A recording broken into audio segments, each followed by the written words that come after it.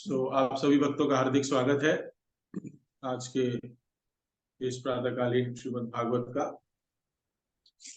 जिसमें हम स्कंद 3 अध्याय 31 जीवों की गति के विषय में भगवान कपिल के उपदेश उसके 32 नंबर के श्लोक पे चर्चा कर रहे हैं। और इस श्लोक का अनुवाद इस प्रकार है। अतः यदि जीव विषय भोग में लगे हुए ऐसे कामी पुरुष से प्रभावित होकर जो स्त्री संग सुख व स्वाद की तुष्टि में रत रहते हैं, असत मार्ग का अनुसरण करता है, तो वह पहले की तरह पुनः नरक को जाता है। तो ये जीव की स्थिति जीव की स्थिति किस प्रकार, जीव कैसे मां के गर्भ से निकला है, तो उसकी चेतना वो प्रकृति के गुणों से आच्छादित हो जाती है और वो विकृत अवस्था को प्राप्त होता है, विशुद्ध चेतना को प्राप्त होता है। तो हम देखते हैं कि जब जीव माता के गर्भ में था, आगे पिछले के श्लोकों में हमने देखा, तो उसको भगवान का स्मरण हुआ था, करेक्ट। लेकिन जैसे मां के गर्भ से निकलता है तो प्रकृति के 3 गुण प्रभावी होते हैं उसके ऊपर, हाँ, और परिवार की करुणा, हाँ, उसका प्रेम उसके ऊपर कार्यरत रहता है और उसके वजह से वो विकृत अवस्था को प्राप्त करता है। देखिए, विकृत अवस्था को प्राप्त करता है, ये शास्त्र कहते हैं हमें। ये बहुत सुंदर श्रृंखला चल रही है। हम थोड़ा सा रिकैप करेंगे, क्योंकि कुछ भक्त लोग एवरीडे भागवतम का पठन कर रहे हैं, लेकिन कुछ भक्त लोग जुड़े हैं जिनको ये क्या चल रहा है वो सीरीज नहीं पता।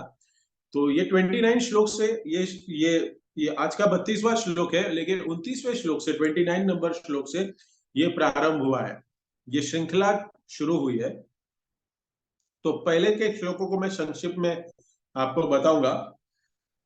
तो जिसमें जीव की विकृत अवस्था, एबनॉर्मल जो सिचुएशन है, वो कैसे प्राप्त हुई उसको, वो कैसे हुआ, उसका कारण क्या है। तो ये सबसे पहले क्या हुआ बता रहे हैं कि जैसे देह का जन्म हो रहा है, तो देह के साथ यहाँ पे सहदेहे न माने न उसके साथ एक मिथ्या अहंकार का जन्म हुआ। देह के साथ क्या जन्म हुआ? मिथ्या अहंकार का। और इसी देह के साथ हुआ। और ये और आगे क्या कह रहे हैं कि मिथ्या अहंकार के साथ क्रोध का जन्म हुआ। सह देहेन मानेन वर्धमानेन मन्युना, इस देह के साथ मिथ्या अहंकार, भोग की वृत्ति कहते हैं। मिथ्या अहंकार मतलब भोग करने की लालसा, और उसके साथ क्रोध, और उससे क्या हो रहा है, क्या बता रहे हैं कि उससे वो अपनी पहचान बना रहा है, आई एम। और मिथ्या अहंकार क्या है? मिथ्या अहंकार है कि मैं ये शरीर हूं, आत्मा नहीं, ये अहंकार है। और आगे के श्लोक में बताया गया है कि ये पंच महाभूत से जो बनाया हुआ शरीर है, 38 नंबर में, कि ये स्वयं मानता है कि पंच महाभूत का ये जो शरीर है, ये स्वयं मैं हूं। शरीर का त्याग करने के बाद, शरीर को क्षीण होने के बाद मैं भी मर जाऊंगा। अरे लेकिन मैं जो हूं, हाँ, इस श्लोक में आएगा कि मैं जो वस्तु है वो कौन है? वो शरीर है, आत्मा है, या कोई अलग चेतना है? क्या है वो? उसको नहीं समझ में आता। ये इसको अहंकार कहते हैं, उसको हम कहते हैं कि इसको भोग करने की वृत्ति कहते हैं। और ये मिथ्या अहंकार के कारण वो अपने शरीर को पंच महाभूतों का ही समझता है, अपने आप को, और जिसके कारण शरीर जो बढ़ रहा है वैसा मिथ्या अहंकार भी बढ़ता है। बताइए, छोटे बच्चा जो है, कोई एक छोटा बच्चा है, उसमें कोई अहंकार है? नहीं है। 4-5 साल तक उसको कुछ समझ में नहीं आता है, लेकिन जैसे बड़ा होता है उसमें धीरे धीरे धीरे अहंकार की वृत्ति बहुत बढ़ती उसमें भाव बढ़ता है। मान की इच्छा आती है, मान की इच्छा बहुत बढ़ जाती है, और उससे क्या होता है, 30वें श्लोक की दूसरी लाइन में क्या कहा है, अहम ममित्यास दुग्राह करोति क्रोमति मर्मिति, मतिम, सॉरी, या कुमतिम, क्या आती है, कुमतिम आती है। क्या कुमति है, अहम मम असदग्राह, अहम और मम की, me and my, me and mind की जो ये कुमति है वो उसमें आ जाती है जीव में, और इसी ये जीवन का आधार बनाता है अपने आप। मैं और मेरा सब कुछ, और इसी के ऊपर वो पूरा अपना जीवन, इस प्लेटफॉर्म के ऊपर वो जीता है। ये अपना प्लेटफॉर्म बना लिया कि इसके ऊपर मैं नाचूंगा। हाँ, अपनी एक विचारधारा बना ली उसने, अहम ममा। तद अर्थम कुरुते कर्मम, और उस विचार से ही वो अपने कर्म हित है या अहित है वो डिसाइड करेगा, अहम और मम के आधार पर, कि मैं ये शरीर हूं, उस आधार पर। 21वां श्लोक बहुत सुंदर था। हाँ, क्योंकि मैं पढ़ रहा था लास्ट वीक में, तो मेरे को लगा था कि ये 16 श्लोक आएगा तो अच्छा है, लेकिन मैं 32 पे आ गया। ये बहुत सुंदर श्लोक है, देखिए। तो उसके साथ साथ अभी ये जो शरीर है ना, अभी उसके साथ साथ चलेगा यहाँ पे। और ये अहम और मम को जोड़ने वाली चीज क्या है, आपको पता है, अहंकार। मिथ्या अहंकार उसको जोड़े रखता है कि मैं ये शरीर हूं, अहम। तो ये जो मिथ्या अहंकार से उसकी शरीर की पहचान हो गई, और ये अभी शरीर उसके पीछे पीछे चल रहा है, चलता रहेगा। और किस लिए चलेगा, क्या बता रहे हैं यहाँ पे, कह रहे हैं, ददत क्लेशाम, ददत क्लेशाम, जहां जहां आत्मा जाएगी ये शरीर उसको क्लेश देने के लिए उसके पीछे पीछे आएगा।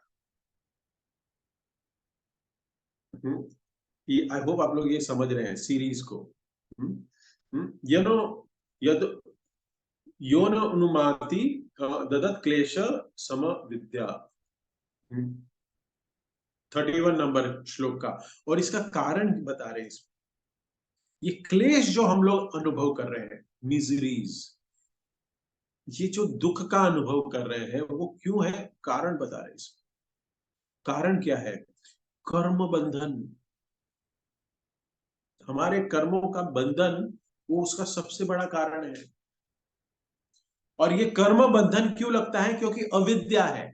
We don't know which type of karma we have to do it, हमें कैसे कर्म करने हैं हमारे जीवन में हमें नहीं पता। और ये क्यों हो रहा है, अविद्या। और उसके वजह से ये शरीर जो है वो क्लेश का अनुभव करता है, आत्मा है वो क्लेश में पड़ी, फंस गया है। अविद्या क्या है, व्हाट इज अविद्या, क्योंकि अविद्या मतलब, प्रभुपाद कहते हैं बार बार, व्हाट इज अविद्या, के अपनी आप को नहीं जानना। दुनिया का नॉलेज है, क्या है, ये एक्सपेरिमेंट का नॉलेज है, ये मशीनरी का नॉलेज है, ये प्लेन उड़ाने का नॉलेज है, मरीज को ठीक करने का नॉलेज है, फैक्ट्री में काम करने का नॉलेज है, बच्चों की शादी कैसे कराई जाए इसके लिए कैसे संबंध बनाते हैं, परिवार वालों की सारे ज्ञान है। लेकिन इस ज्ञान को ज्ञान नहीं कहते, इसको कोई एक्सपीरियंस नहीं कहते, इसको अज्ञान कहते हैं। ज्ञान वही है कि अगर हम अपने आप को समझ जाए, इसको ज्ञान कहते हैं। तो अपनी पहचान नहीं जानने से, मिथ्या अहंकार में जीव जो है वो कर्म बंधन में फंसता है, ज्यादा से ज्यादा फंसते जाता है। और कर्म बंधन से क्या हुआ, कर्म बंधन होगा, समझिए ये विज्ञान को, कर्म बंधन होगा तो वो शरीर से बंध गया, करेक्ट। अगर कर्म बंधन से बंधा है तो वो शरीर से बंध गया, क्योंकि कर्म बंधन का भोग लेने के लिए उसको दूसरा शरीर प्राप्त करना पड़ेगा, भगवान को देना ही पड़ेगा उनको। कर्म बंधन का अर्थ क्या है, कर्म बंधन क्यों कहते हैं, क्योंकि आत्मा इस शरीर में बंधी हुई है, इसलिए उसको कर्म बंधन कहते हैं। किससे बंध गया? जो आत्मा है वो अपने कर्म से बंध गई, और कर्म से बंधने के कारण उसको वो शरीर से बंधना पड़ा। क्या करना पड़ा? शरीर से बंधना पड़ा। और ये कर्म कहां से आए? ये कर्म आए अविद्या से। अविद्या में किए हुए कर्म हमें कर्म बंधन में बांधते हैं, और कर्म बंधन में जब हम बनते हैं तो हम इस शरीर रूपी इस घर में हम बंध जाते हैं। I hope you all got it. श्रृंखला है ये, कनेक्ट है ये। अब क्या होगा? संस्कृति, और से क्या होगा? श्रम स्मृति कह रहे हैं कि जन्म मृत्यु के चक्कर में ये भ्रमण करता रहेगा, घूमता रहेगा। इस तरीके से ये पूरी श्रृंखला है, कैसे जीव एक के बाद एक के बाद एक, ये सब उसके साथ होती जा रही है। और ये सब चीजों को कराता कौन है? कौन कराता है? प्रकृति के 3 गुण और काल, टाइम, ये सब कराता है। आज का जो श्लोक है यहाँ पे बता रहे हैं कि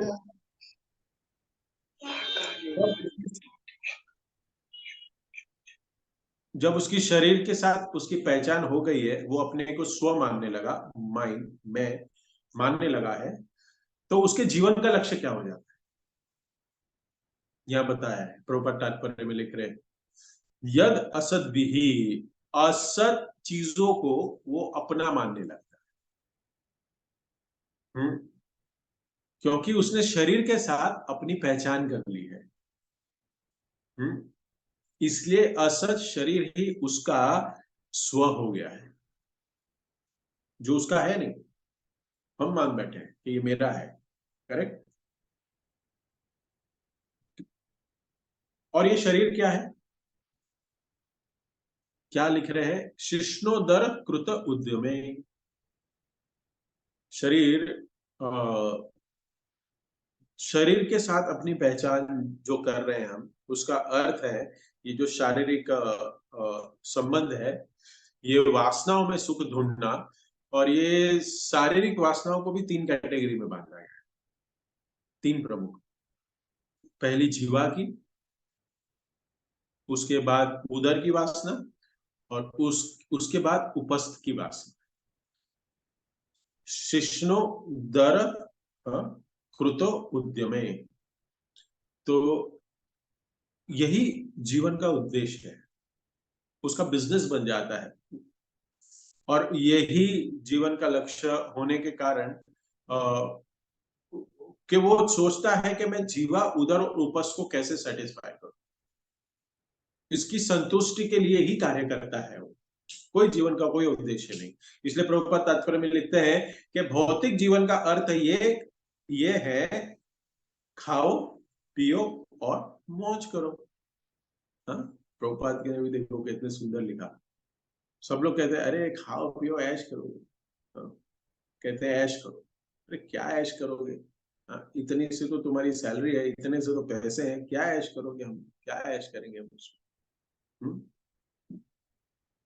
पता है, ऐसे मजाक मजाक में कहते थे, ऐसे ये 10 रुपया लेते देते हैं किसको, और कहते हैं जा ऐश कर। क्या? 10 रुपया दिया और बोला जाके ऐश करके आ जा। हाँ। ज्ञानी है व्यक्ति, वो कहेगा 10 रुपए में क्या ऐश करूं मैं? क्या करूंगा ऐश? अगर ज्ञानी है, ठीक है, थोड़ा सा उसको ज्ञान है इस संसार का। वैसे भगवान ने भी हमें ना दिया शरीर, और कहते हैं जा ऐश कर, और हम लोग आ गए क्योंकि अज्ञानी है। छोटा बच्चा को 10 रुपया दो और उसको कहो कि ऐश करके आ जा, तो फिर बाद में चर्चा चलेगी, देखते हैं क्या ऐश करके आता है 10 रुपए में। वैसे ही ऊपर चर्चा चलती है कि देखो क्या ऐश कर रहे हैं लोग। हाँ, कितने आराम आराम में जी रहे हैं इन लोग।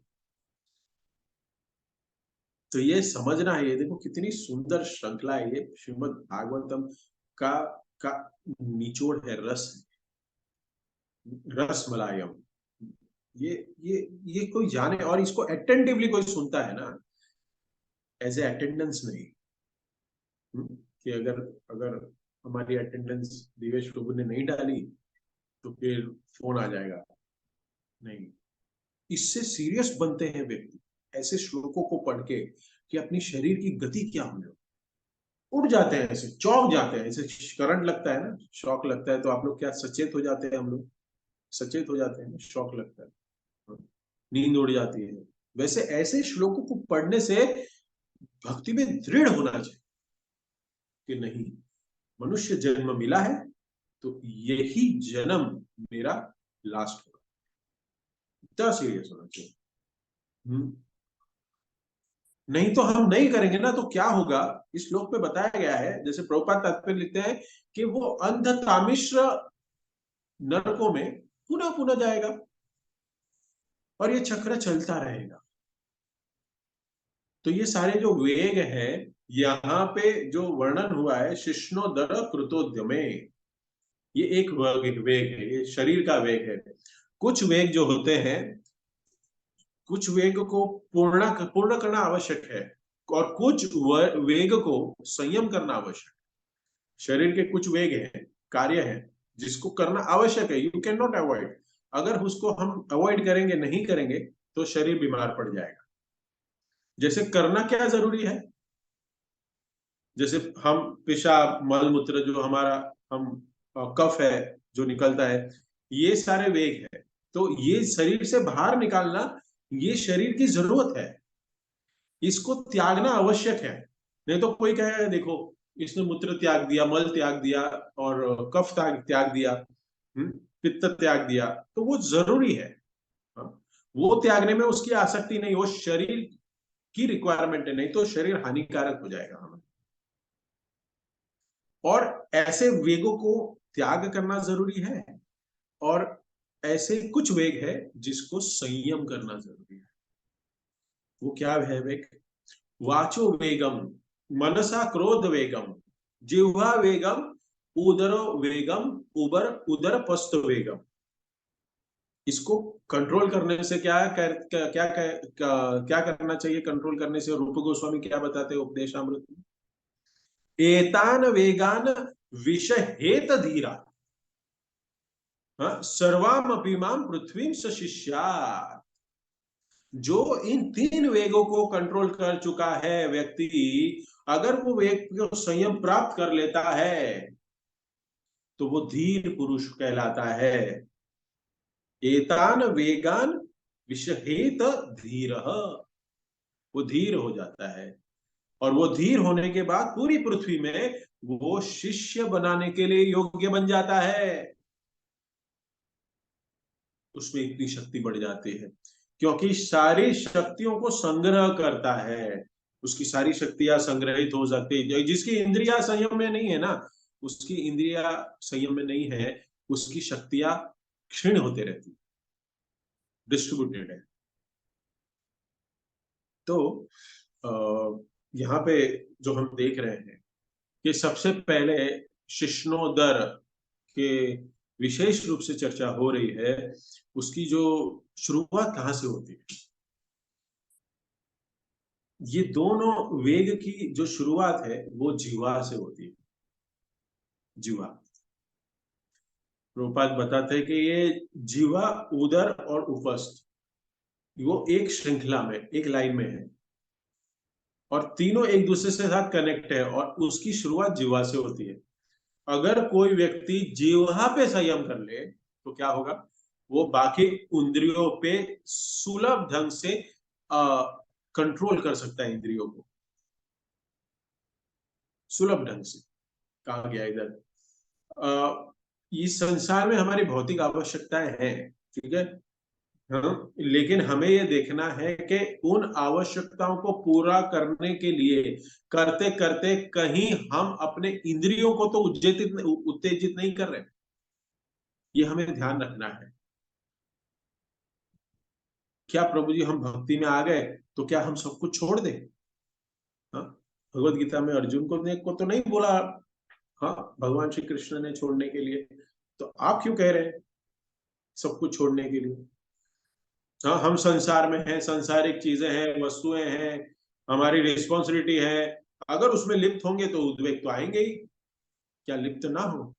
तो शिल प्रभुपाद कहते हैं कि अपने सांसारिक और भौतिक आवश्यकताओं को पूरा करते हुए हमें ध्यान ये रखना है कि हमारी इंद्रिया उत्तेजित ना हो। ध्यान वो रखना है। जैसे कि आ, किसी को, ध्यान से सुनिए, किसी को 107 बुखार है, 160 डिग्री टेम्परेचर है, तो वो क्या हो, 160 डिग्री आपने कभी सुना है? नहीं सुना होगा। 103 104 तक सुना होगा। लेकिन अगर किसी को 107 हो जाए तो उसका मृत्यु होना निश्चित है। हाँ? तो क्या अग्नि, मतलब ये जो ज्वर है, ये जो टेम्परेचर है शरीर का, वो होना ही नहीं चाहिए? होना चाहिए। कितना होना चाहिए? कितना डिग्री सेल्सियस? हाँ, कितना फ़ारेनहाइट होना चाहिए? 98 डिग्री। हाँ, तो उतना जो उष्णता है शरीर के लिए, वो जरूरी है, उतना ठीक है, वो होना चाहिए। तो भौतिक आवश्यकताएं भी इतनी ज्यादा बढ़ जाए 160 डिग्री तक, और इंद्रिया उत्तेजित अगर हमारी हो जाए, तो हमारी मृत्यु का, हमारे नरक गमन का कारण बनती है। लेकिन ऐसा नहीं है, जैसे उदाहरण बताया कि 98 डिग्री टेम्परेचर होना जरूरी है, तो कुछ कार्य भी करना जरूरी है, लेकिन 107 तक मत जाइए, 98 पर रुक जाइए। हम्म? हाँ, भगवान भगवत गीता में कहते हैं 6.17 में, युक्त आहार विहारस्य युक्त चेष्टस्य कर्मसु। हम्म? इस श्लोक में कहते हैं कि हर चीज को युक्त रूप से करना है, नियमित रूप से, आवश्यकता है उतना ही। तो योग का मार्ग कहते हैं ये कि बैलेंस करना, वो भी एक योग है। हम्म? इसमें हम देखते हैं कि पूर्ण रूप से विरक्ति या संन्यास, हाँ, अर्जुन भगवत गीता में पूछते हैं कि क्या मुझे संन्यास लेना है? हाँ, 5वें चैप्टर में भगवत गीता कृष्ण भावना भावित कर्म, उसके पहले ही पूछ लेता है कि आप तो मुझे कह रहे हो कि कर्म मत करो, हम्म, और अभी यहाँ आप कह रहे हो कि लड़ने के लिए कह रहे हो, तो मुझे कुछ समझ नहीं आ रहा है, क्या करूं, संन्यास लूं, मैं लड़ूं? आप कुछ क्लियर बताइए। निश्चितम, ये शब्द यूज करता है अर्जुन, निश्चित, मुझे मेरे लिए क्या सही है वो मुझे निश्चित करके बताइए। तो भगवान कहते हैं कर्म करो, कर्म करना प्रॉब्लम नहीं है, हाँ? लेकिन कह रहे हैं कि कर्म का फल है ना, वो मुझे अर्पण करो, वो त्याग दो तुम, वो भोगोगे तो नरक में जाना पड़ेगा। अनाश्रित कर्म फलम, आश्रित मत रहो कर्म फल के ऊपर। कर्मों को त्याग करने की जो आवश्यकता नहीं है, हमें कर्म करने हैं, लेकिन कैसे कर्म करने? कृष्ण भावना भावित कर्म करने हैं, ये करना आवश्यक है। लेकिन बाहर से कार्य कर रहे हैं, संयम है, लेकिन हम अंदर से विचलित है, तो वो मिथ्याचारी हो जाएगा। अंदर से संयम रखो और बाहर से कार्य करो, मिथ्याचारी नहीं बनना। तो ये जो प्रिंसिपल है, हाँ, कि हम अपने भौतिक आवश्यकताओं को इस तरीके से पूरा करें कि हमारी इंद्रियां वो उत्तेजित ना हो। जीवा को कैसे संयम करेंगे? प्रभुपाद ने हमें बताया, भक्ति विनोद ठाकुर का जो गीत है हम हर रोज गाते हैं, आई होप आप सब लोग गा रहे हो रोज। शरीर विद्या जाल, हाँ? याद आया? आया ना? I hope. प्रसाद ग्रहण की सेवा। देखिए ये कितना सुंदर कृष्णा कॉन्शियसनेस मूवमेंट है कि प्रभुपाद ने हमें सिखाया कि प्रसाद ग्रहण करना भी एक सेवा है। हम्म? और इंद्रियों का स्वभाव क्या है बताइए? इंद्रियों का स्वभाव, जीवे फैले विषया सागरे, वो विषय के पीछे भागेंगे इंद्रिया। हम्म? और फिर आगे क्या कहते हैं? जो जीव है, जो इंद्रिया है, वो विषय वस्तु के पीछे भागेंगे। हाँ, गा रहे हैं ना हम लोग। प्रकृति के पीछे भागेगी, लेकिन करना क्या है? इसको संयम करने के लिए प्रसाद ग्रहण करना है। स्व प्रसाद न दिलो भाई, से ही अन्न पाओ। ये हमें भगवान ने प्रसाद दिया है, प्रसाद खा के हम इंद्रियों को संयम कर सकते हैं। अभी प्रसाद में भी भोग की वृत्ति आ सकती है, मैं लेकिन वो डिटेल में नहीं जा सकता। और आ सकती नहीं कह रहा हूं, मैं तो बोल रहा हूँ आ गई है। है। हम्म उसके लिए क्या उपाय करें? उसके लिए कॉन्शियस रहना है। ये जो प्रसाद है वो हमें स्वस्थ रखने के लिए है, कि हम भगवान की सेवा कर सकें। नहीं तो इतना प्रसाद खा लिया कि हम उठ ही नहीं पा रहे, चल ही नहीं पा रहे, लेक्चर में बैठ ही नहीं पा रहे। तो उसके प्रसाद के लिए क्या मतलब है? इसलिए हमें स्वस्थ रहना है और भगवान की सेवा रह करें। जैसे मैंने श्रृंखला बताई ना, किसकी श्रृंखला बताई? कि वो इस जन्म मृत्यु जरा व्याधि के चक्कर में जीव कैसे पड़ा। तो 29 श्लोक में हमने देखा, क्या कह रहे हैं कपिल देव, कि वो मिथ्या अहंकार उसका बढ़ रहा है, मिथ्या अहंकार का जन्म हुआ उसके साथ, जिसके वजह से सारे श्रृंखला। वही हमारी जो चेतना है विशुद्ध क्यों है? क्योंकि हमारा खान पान जो है, हमारे खाने की जो क्रिया है, जो सेवा है, वो हम ठीक से नहीं कर रहे, प्रसाद ग्रहण नहीं ठीक से कर रहे। श्री प्रभुपाद पूना में अपने लाइफ मेंबर के घर पे गए थे।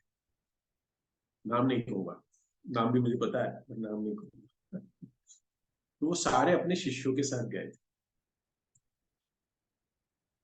बहुत अच्छा फीस्ट प्रसाद दिया, क्योंकि जब कोई सन्यासी आता है और ऐश्वर्य है जिस व्यक्ति के पास, तो उसका मन इतना होता है। और इंडिया में ये कल्चर तो है ही।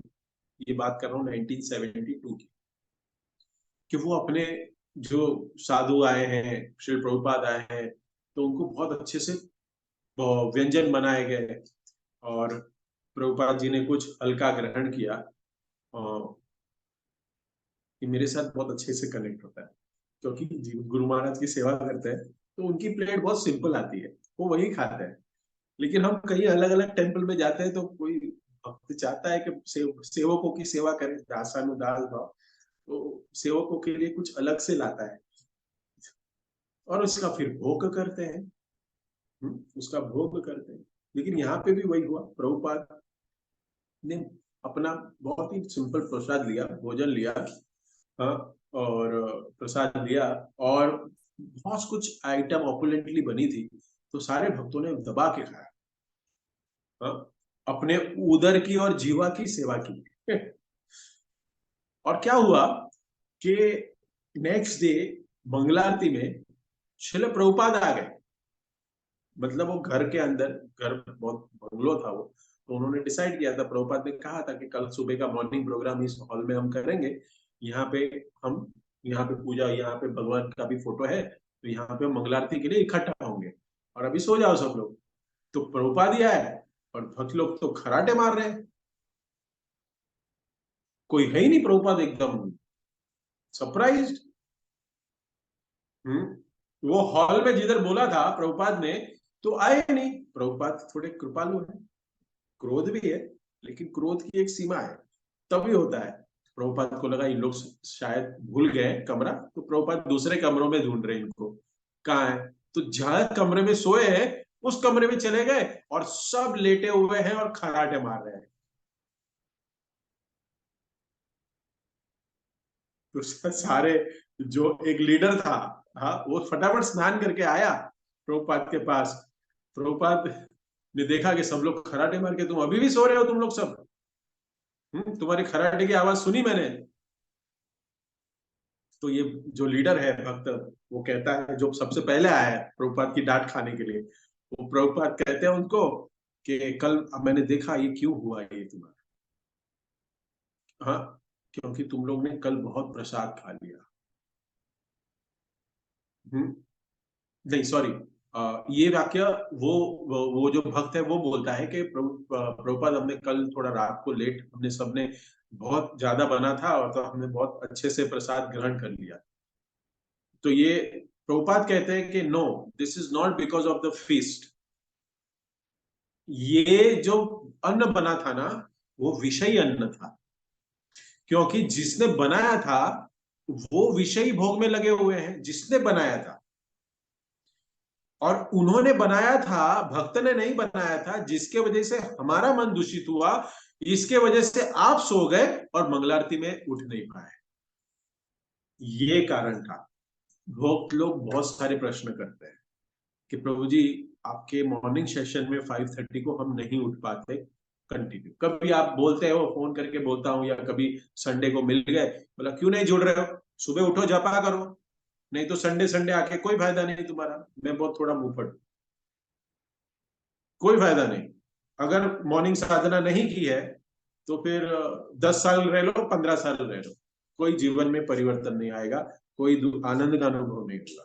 तो क्या करता है, 2 दिन आ जाता है, फिर तीसरे दिन वापस माया का प्रभाव पड़ जाता है, तीसरे दिन से वापस गायब। आया राम गया राम, ये ऐसे भक्तों को क्या कहते हैं, आया राम गया राम। तो प्रभुपाद ने कहा कि ये विषय भोग का से खाया हुआ है।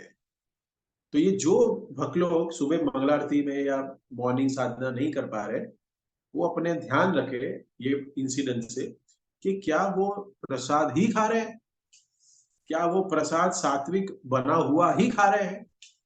मैंने बहुत सारे भक्तों के घर में भी देखा है, सॉरी टू से दिस, अगर कोई ऐसा व्यक्ति इस फोरम में है तो माफ करना, भक्तों के घर में भी देखा है कि बाहर से कुक आता है बनाने के लिए,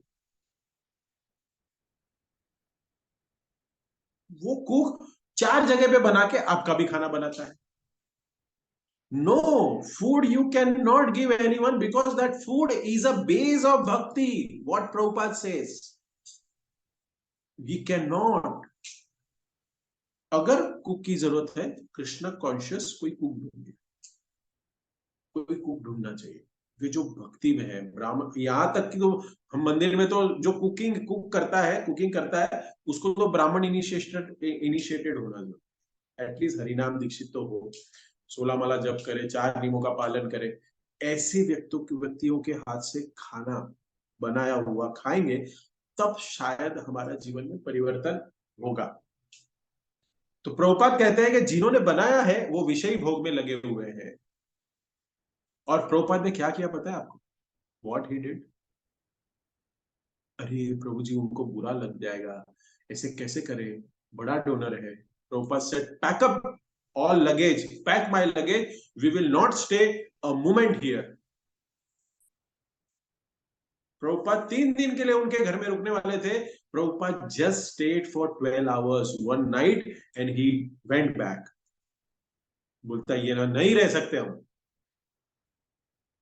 पुणे में प्रचार के लिए आए थे, लेकिन प्रभुपाद तुरंत जू आ गए, वापस बॉम्बे आ गए, पैकअप किया। और हम क्या करेंगे, प्रभु जी प्रैक्टिकल नहीं है, बहुत इम्प्रैक्टिकल है ऐसा करना, और प्रभुपाद ने तो कर दिया।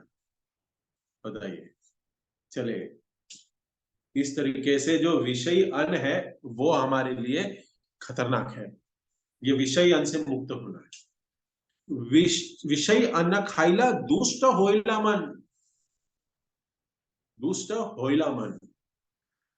अगर विषयी अन्न खाएंगे तो कृष्ण में स्मरण नहीं लगेगा, कृष्ण में स्मरण नहीं होगा। रघुनाथ दास गोस्वामी, हम देखते हैं चैतन्य चरितमृत में, कि अपने परिवार को छोड़ के पूरी रह रहे थे और चैतन्य महाप्रभु के संग में रह रहे थे। तो उनके पिताजी उनके लिए बहुत सारा पैसा भेजते थे, क्योंकि पैसा बहुत था।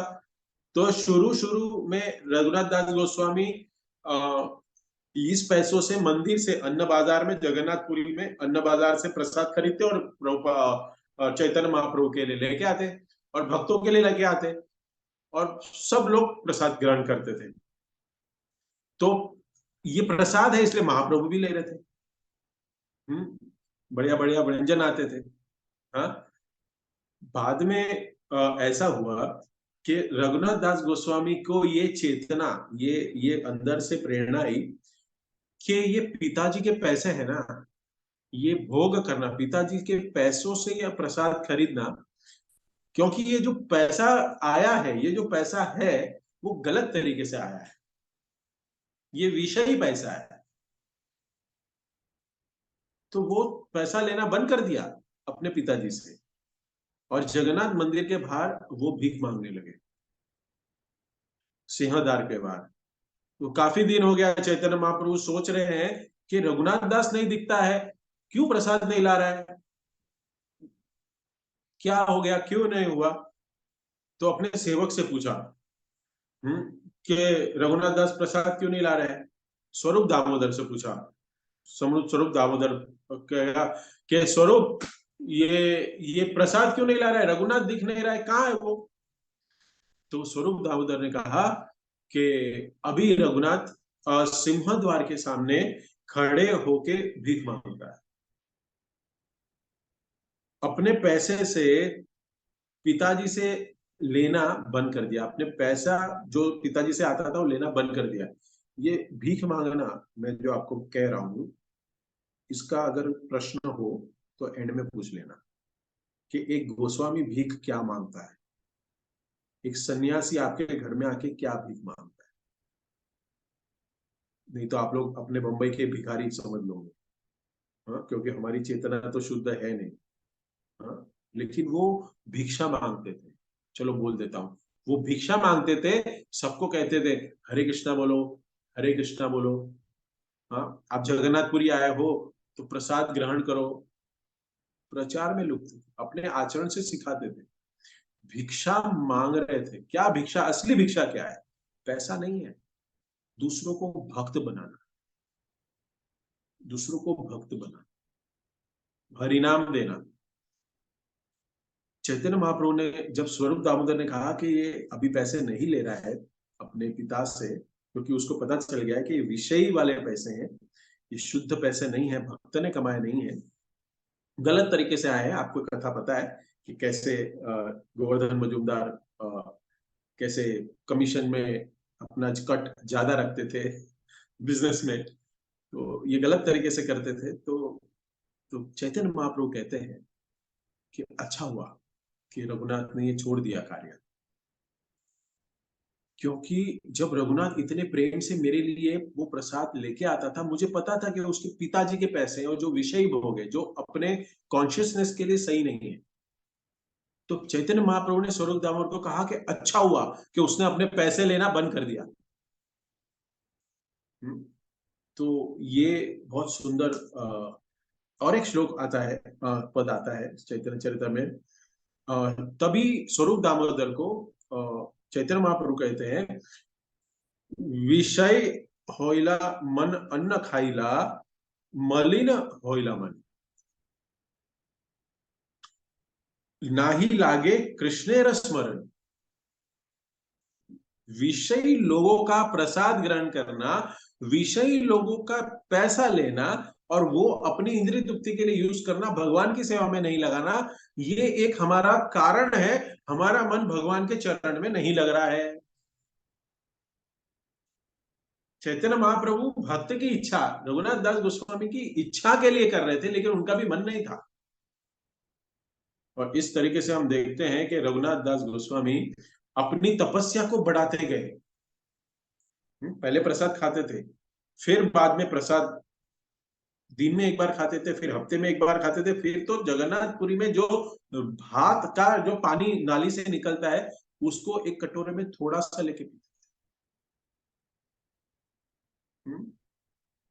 उसके बाद ये प्रसाद की महिमा है, प्रसाद खाना बहुत जरूरी है। ये जो प्रसाद है ना, इस्कॉन में बहुत अट्रैक्ट करता है। आप गए होंगे, बेकरी का स्टॉल है, पीछे ये वाला स्टॉल है, ये वाला स्टॉल है, पानी पूरी है, ये है, बहुत कुछ है। करना चाहिए, मैं ये नहीं कह रहा हूँ कि नहीं करना चाहिए। एक सीनियर भक्ति के साथ चर्चा कर रहा था कि प्रभुपाद ने तो प्रसाद मूवमेंट बनाया, प्रसाद खा के भक्त बनो। प्रभुपाद ने बनाया सही है, लेकिन वो नियोफाइट डिवोटी,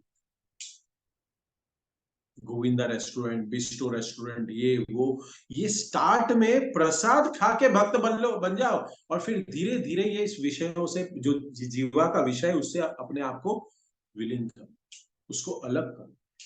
इनिशियल भक्त बनाने के लिए उसको अच्छा सा प्रसाद खिलाओ, गुलाब जामुन खिलाओ, रसगुल्ला खिलाओ। प्रभुपाद ने भी वही किया। लेकिन जैसे सीरियस भक्त हम बनते हैं, हमारा सीनियरिटी बढ़ता है, हम भक्ति में ज्यादा साल रहते हैं, तब हमारा जो खाना है, हमारा जो प्रसाद है, उसमें जो उसमें जो हमारी रुचि है वो उतनी ही होनी चाहिए कि आत्मा और शरीर को हम एक साथ रख सकें।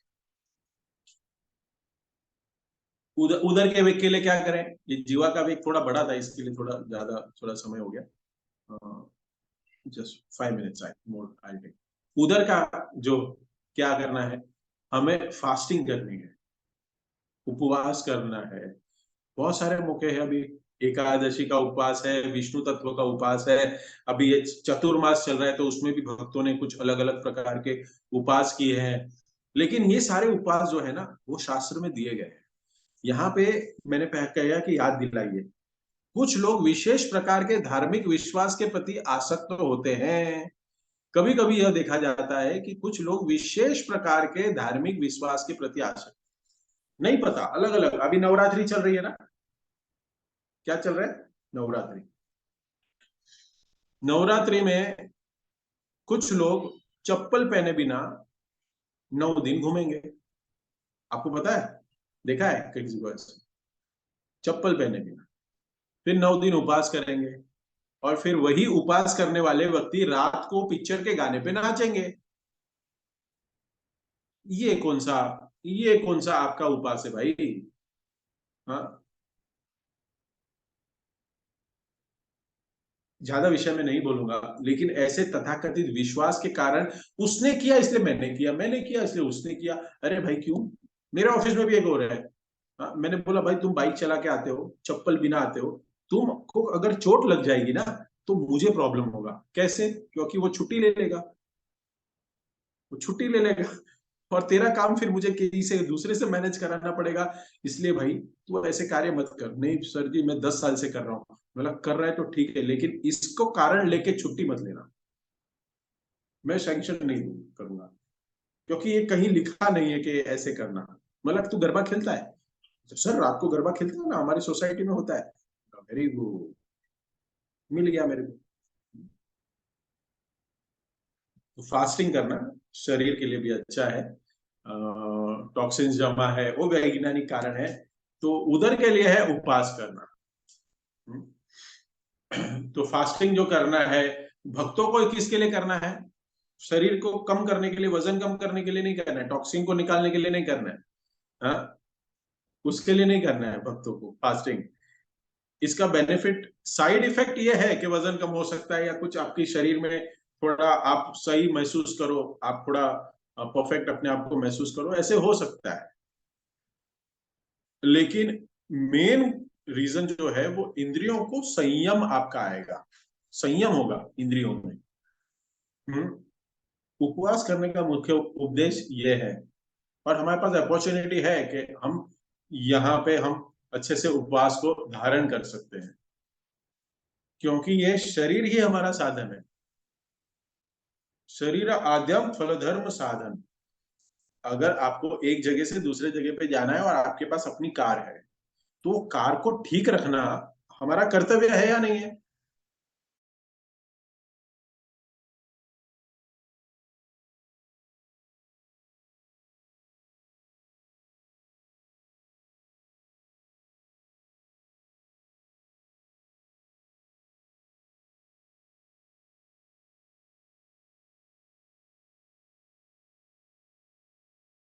उसको सजा रहे हैं बहुत कुछ, जो चीज की जरूरत नहीं है, वही हमारे इसके साथ हो रहा है, शरीर के साथ।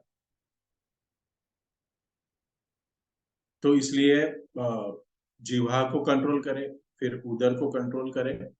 हाँ, और इससे ज्यादा अटैच ना हो हमारे, और इसको निग्लेक्ट भी ना, कंट्रोल में रखें।